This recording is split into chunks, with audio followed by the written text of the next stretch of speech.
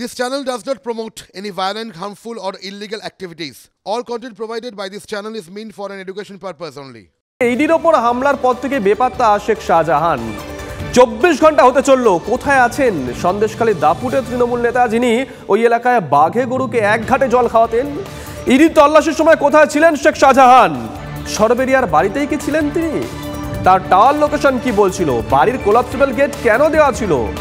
সৌরভ দত্ত আমাদের সঙ্গে রয়েছেন, আমাদের সহকর্মী। সৌরভ গতকাল একেবারে ওখানে পড়ে থেকে একের পর এক এক্সক্লুসিভ খবর করে গেছে, আপনাদেরকে দেখিয়েছে। সৌরভ, তোমার কাছে যাবো, তবে সুমনকে যে প্রশ্ন করেছিলাম তোমাকেও সেই প্রশ্ন করতে চাইছি, যেহেতু ব্যক্তিটি আলাদা। মানে অনেক সময় আমরা দেখেছি অনেক নেতৃত্ব বা অনেক প্রভাবশালী বারংবার দাবি করেছেন যে আমরা তো তদন্তকারী সংস্থাকে সহযোগিতা করেছি জিজ্ঞাসাবাদে, আগামী দিনে আসলে আরও জিজ্ঞাসাবাদ করলে আরও সহযোগিতা করব। শেখ শাহজাহান তিনি কি আর বলার মতো জায়গায় রইলেন এটা? শুভজিৎ, দেখো, শুক্রবার দিন উত্তর 24 পরগনার দুই প্রান্তে দুটি ঘটনা, কিন্তু দুটি ঘটনার ক্ষেত্রেই কিন্তু একই রকম যোগসূত্র। প্রথমত দুটি ঘটনার ক্ষেত্রে রেশন দুর্নীতিতে ইডির অভিযান শুরু হয়েছিল, আর সেই অভিযানের ক্ষেত্রে সন্দেশখালীতে সরবেরিয়ায় শেখ শাহজাহানের যে বাড়ি, সেই শেখ শাহজাহানের বাড়িতে যখন ইডি আধিকারিকেরা এরকম একটি সকালবেলায় পৌঁছে গিয়েছিলেন 24 ঘন্টা আগে, সেই সময় যে ঘটনা ঘটলো 1 ঘন্টা তারা অপেক্ষা করতে হয়েছিল, কারণ দরজার বাইরে তালা লাগানো ছিল।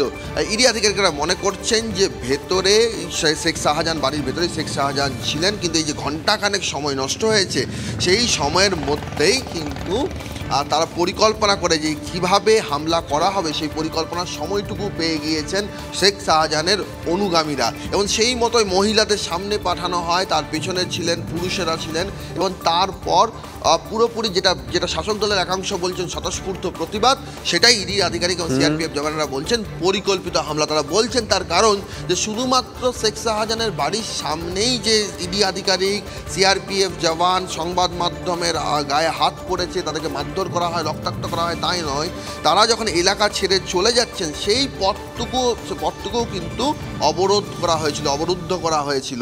কোথাও রাস্তার মধ্যে আড়াআড়ি লরি দাঁড় করিয়ে ব্যারিকেড করে, যে কারণে লঞ্চে করে ইডি আধিকারিকদেরকে কিন্তু ধামাখালি হয়ে সন্দেশখালী ছাড়তে হয়েছে। আবার কেউ বা বাইকে করে, অটোতে করে, টোটোতে করে, যেমন পেরেছেন, হাতের কাছে যা পেয়েছেন, এই বাসন্তী হাইওয়ে রাস্তার উপরে ব্যক্তিগত গাড়ি, সেই সমস্ত গাড়ি নিয়েও তারা পৌঁছে গিয়েছেন কলকাতার দিকে, যেভাবে পেরেছেন। কেউ ক্যানিংয়ের দিকে রওনা হয়েছেন। মোট কথা তারা এই সন্দেশখালী এলাকা ছাড়তে বাধ্য হয়েছেন সেই মুহূর্তের জন্য। এই যে পুরো যে ঘটনাক্রমের মধ্যে পুরো বিষয়টি কিন্তু আড়ালে শেখ শাহজাহানেরই মাথা ছিল, এমনটাই মনে করা হচ্ছে। যখন এত বড় ঘটনা ঘটে গিয়েছে, যেখানে আদালতের নির্দেশে তদন্ত হচ্ছিল, যেখানে বিচারপতি অভিজিৎ গাঙ্গুলি পর্যন্ত মুখ খুলেছেন, রাজ্যপাল প্রতিক্রিয়া জানিয়েছেন, এবং সব মিলিয়ে সেন্ট্রাল গভর্নমেন্ট, কেন্দ্রীয় স্বরাষ্ট্র মন্ত্রকের তরফে বিবৃতি জারি করা হয়েছে।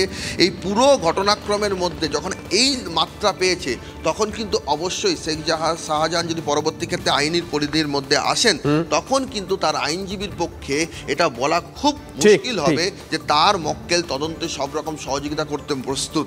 সৌরভ, তোমার কথার প্রসঙ্গে আরেকটা প্রশ্ন করি। দেখে, এমনও তো হতে পারে যে ইডি কালকে গেছিল, ইডি আধিকারিকরা গেছিলেন, শেখ শাহজাহানকে কিছু জিজ্ঞাসাবাদ করে চলে আসতে পারতেন। হ্যাঁ, আবার এমনও হতে পারে যে ইডি আধিকারিকরা গেছিলেন তাকে অ্যারেস্ট করতে। দুটোই হতে পারে। প্রশ্ন এখানে, শেখ শাহজাহান কি তাহলে এমন কিছু করে রেখেছেন যিনি আশঙ্কা করছিলেন যে তিনি গ্রেপ্তার হতে পারেন, তাই এই বাধা আগে ভাগেই? দেখো, সম্ভাবনা সব পথ খুলে দিয়েছেন শেখ শাহজাহান। শেখ শাহজাহান যদি তার বাড়ির দরজা খুলে দিতেন, বা তার বাড়ির পরিজনেরা যারা ছিলেন তারা যদি কমিউনিকেট করতেন, শেখ শাহজাহান যদি ফোনে যোগাযোগ করতেন ইডি আধিকারিকদের, তার অবস্থান জানাতেন, সেখানে গিয়ে তিনি কথা বলবেন, এই ধরনের ঘটনা, এই ধরনের নজির তো এর আগে হয়েছে। এমন তো নয় যে বাড়িতে ইডি আধিকারিক পৌঁছেন, সব ক্ষেত্রেই অভিযুক্তদের খোঁজ পাওয়া গিয়েছে। অভিযুক্তরা তো ফোন করে জানিয়েছেন যে তারা কোথায় আছেন। জ্যোতিপ্রিয় মল্লিক, রেশন দুর্নীতি, এর ক্ষেত্রে তার আত্মসহায়ক দাগের বাজারের ফ্ল্যাট গিয়েছিলেন ইডি আধিকারিকেরা, তিনি ছিলেন না। ভুবনেশ্বর থেকে তার পরিবার ফিরে এসছে, তারপর জিজ্ঞাসাবাদ শুরু হয়েছে। তিনি তো এখনো পর্যন্ত অ্যারেস্ট হননি, গ্রেফতার হননি। ফলে সেক্ষেত্রে শেখ শাহজাহানও কিন্তু সেই রাস্তা খোলা রাখতে পারতেন। ফলে সব মিলে যেখানে যেভাবে পুরো রাস্তাটাকে প্রথমেই অবরুদ্ধ করা হয়েছে, যে আগ্রাসী মনোভাব নিয়ে অবরুদ্ধ করা হয়েছে, সেখানে কিন্তু এই প্রশ্ন উঠবে যে যেখানে ধোঁয়া আছে তাহলে কি সেখানে আগুন আছে? এই তথ্য প্রতিষ্ঠিত করার সুযোগ কিন্তু শেখ শাহজাহানই করে দিয়েছেন। বেশ, নজর থাকবে, দুজনে নজর রাখো। সত্যি তো সৌরভ যে কথা বলল, কেন শেখ শাহজাহান আটকে দিলেন? শুধু কি আটকিয়ে দেওয়া, নাকি এর নেপথ্যে আরো বড় পরিকল্পনা ছিল? খবর আরো বেশ কিছু পাচ্ছি সূত্র মারফত। দেখুন, সরবেরিয়ায় হামলার পর উধাও হয়েছে ইডির ল্যাপটপ। খোয়া যাওয়া ল্যাপটপে গুরুত্বপূর্ণ নথি ছিল ইডির। দুটি মোবাইলও খোয়া যায় এমনটাও সূত্রের খবর। বেশ কিছু গুরুত্বপূর্ণ নথিভর্তি ফাইল ছিনিয়ে নেওয়ার অভিযোগ উঠছে। তাণ্ডবের সময় ইডি অফিসারদের টাকার ব্যাগও খোয়া যায় বলে অভিযোগ। আইনি পরামর্শ নিচ্ছেন ইডি আধিকারিকরা, এমনটাই সূত্রের খবর। পরবর্তী পদক্ষেপ ঠিক করতে জরুরি বৈঠকে বসেন ইডি কর্তারা।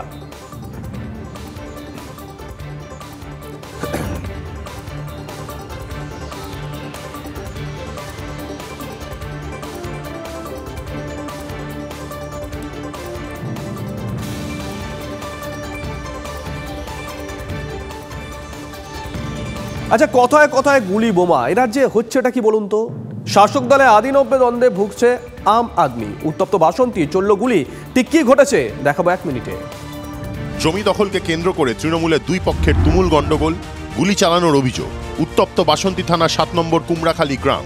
স্থানীয় সূত্রে খবর, তৃণমূলের যুব এবং মাদার গোষ্ঠীর দুই সমর্থক সংঘর্ষে জড়িয়ে পড়ে। গুলি চালানোর অভিযোগ যুব তৃণমূল কর্মীদের বিরুদ্ধে। যারা গন্ডগোল করেছে ওরা কোনো কি পার্টির সাথে যুক্ত? হ্যাঁ, পার্টির সাথে বর্তমান তো যুক্ত। কোন পার্টি? পার্টির সাথে যুব পার্টি করে ওরা এখন বর্তমান। আর যে যাদের সাথে হচ্ছে এরা কোন পার্টি করে? এরা হচ্ছে একটা দল করে, মূল দলের সাথে যুক্ত। আমরা মাদার পার্টি। তৃণমূলী? হ্যাঁ, তৃণমূলী পার্টি। তারপর কি হলো? তারপরে এসে ওরা আমাকে, আমার শাশুড়ি, আমার যা আরো এসে 3-4 জন এসে আমাদেরকে সবাইকে মারছে। তখন আমরা চিল্লালে তারপরে পাশের লোক এসে আমাদের ঠেকায়। লোকসভা ভোটের আগে জেলায় জেলায় শাসক দ্বন্দ্বের খবর। এলাকা দখলে আধিপত্য বিস্তার করাকে কেন্দ্র করেই তেতে উঠছে দুই গোষ্ঠী। খেসারত দিতে হচ্ছে সাধারণ মানুষকে। গোষ্ঠী সংঘর্ষ ঠেকাতে ব্যর্থ প্রশাসন। অভিজ্ঞান নস্করের রিপোর্ট, TV9 বাংলা। চলুন আরেকটা ছবি দেখাই। বিষ্ণুপুরের সরকারি মেলায় উড়েছিল তৃণমূলের পতাকা। এবার মুকুটমণিপুরে সরকারি মেলায় উদ্বোধনে উঠল তৃণমূল জিন্দাবাদ স্লোগান। স্লোগান তুললেন কে? রাজ্যের মন্ত্রী স্বয়ং বুলুচিক বড়াইক। সরকারি মঞ্চে বিধায়কের স্লোগান ঘিরে এখন রাজনীতির পারদ চড়ছে। দেখুন, বিষ্ণুপুর মেলার পর এবার মুকুটমণিপুর মেলা ঘিরেও তুমুল বিতর্ক। বিষ্ণুপুর মেলার উদ্বোধনে উড়েছিল তৃণমূলের প্রতীক। এবার মুকুটমণিপুর মেলার উদ্বোধনী মঞ্চে খোদ মন্ত্রী বুলুচিক বড়াইকের মুখে তৃণমূল জিন্দাবাদ স্লোগান। মেলার উদ্বোধক হিসেবে হাজির ছিলেন আদিবাসী উন্নয়ন দপ্তরের ভারপ্রাপ্ত মন্ত্রী। সেখানে মঞ্চে বক্তব্য রাখতে গিয়ে রাজ্যের বিভিন্ন উন্নয়নমূলক কাজের খতিয়ান তুলে ধরেন তিনি। এ পর্যন্ত সব ঠিক থাকলেও বক্তব্যের শেষে বলে ওঠেন, মমতা বন্দ্যোপাধ্যায় জিন্দাবাদ, তৃণমূল কংগ্রেস জিন্দাবাদ। সরকারি মেলার মঞ্চে মন্ত্রী দলীয় স্লোগান তুলছেন, রাজনীতির তর্জা হবে না, তাও কি হয়?